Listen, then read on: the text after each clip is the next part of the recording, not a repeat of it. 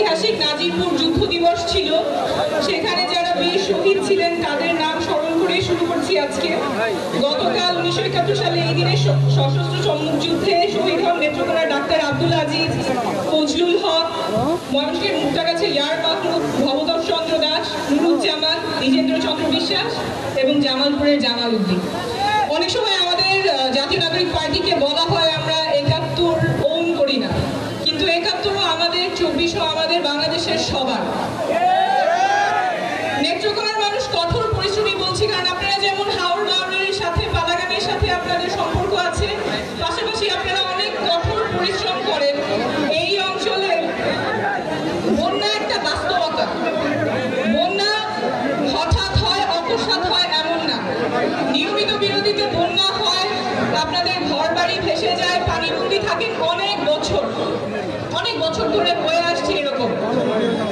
আপনাদের যে কর্মক্ষেত্র, চাষবাস, মাছ চাষ, সেগুলো ক্ষতিগ্রস্ত হয়, কিন্তু সেই অনুযায়ী যেই প্রস্তুতি আপনাদের থাকা দরকার, যেই ধরনের সাপোর্ট আপনাদের পাওয়া দরকার, যেই ধরনের ত্রাণ কার্য এবং আগে থেকে পূর্বাভাস পাওয়া দরকার, সেরকম ব্যবস্থা আপনাদের জন্য করা হয় নাই, যার ফলে আপনারা বছরের পর বছর শুধুমাত্র ক্ষতিগ্রস্ত হয়েছে। কিন্তু আপনাদের দুর্বার সাহস, শক্তি এবং যে রেজিলিয়েন্স আছে সেটার মাধ্যমে আপনারা বন্যা মোকাবেলা করেছেন। মোকাবেলা করার মাধ্যমে, কঠোর পরিশ্রমের মাধ্যমে আপনারা বারবার ঘুরে দাঁড়িয়েছেন। কিন্তু রাষ্ট্রের যেই ধরনের সাপোর্ট আপনাদের দেওয়া দরকার ছিল, দেওয়া প্রয়োজন, এখন 2025 সালে এসে বন্যা মোকাবেলা করার জন্য আমাদের রাষ্ট্র থেকে যে ধরনের ব্যবস্থা নেওয়া প্রয়োজন সেটা এখন পর্যন্ত হয় নাই। আপনাদের এই মাটি থেকে আমাদের আহ্বান থাকবে 2025 সাল এবং এই যে এখনকার যত ধরনের প্রযুক্তি আছে, ক্লাইমেট রেজিলিয়েন্সের ব্যবস্থা আছে, সেই সবগুলো যাতে আমাদের একটা মডার্ন পরিকল্পনা থাকে, যাতে করে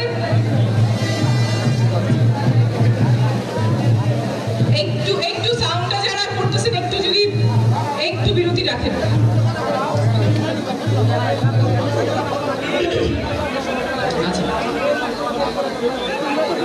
বন্যা পরিস্থিতি মোকাবেলার জন্য আপনাদের যে ধরনের সাপোর্ট প্রয়োজন সেই ধরনের সাপোর্ট থাকা প্রয়োজন এবং চিকিৎসার ক্ষেত্রেও আপনাদের অনেক ভোগান্তি শিকার হতে হয়।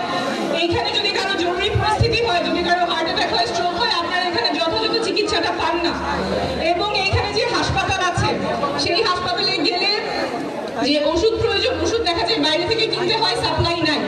এই যে দুর্নীতির একটা চক্রের কারণে আপনাদের যেটা প্রাপ্য, হাসপাতালে গেলে আপনাদের যে ওষুধ পাওয়ার কথা, যে ফ্লুইড পাওয়ার কথা, ডাক্তার ফ্লুইড লিখে দিছে, কিন্তু সেই ফ্লুইড হাসপাতালে নাই, আপনার বাইরের দোকান থেকে কিনতে হবে। কিনে আনার পর্যন্ত যতখানি সময়টা নষ্ট হয়, যেই দুর্নীতির কারণে অনেক সময় এখানে প্রাণ নাশও হয়, যেই মৃত্যু অ্যাভয়েড করা যেত, সেই মৃত্যু দেখা যায় এই গ্রামক্ষেত্রের কারণে, এই ঢোল প্যাচের কারণে হয় না।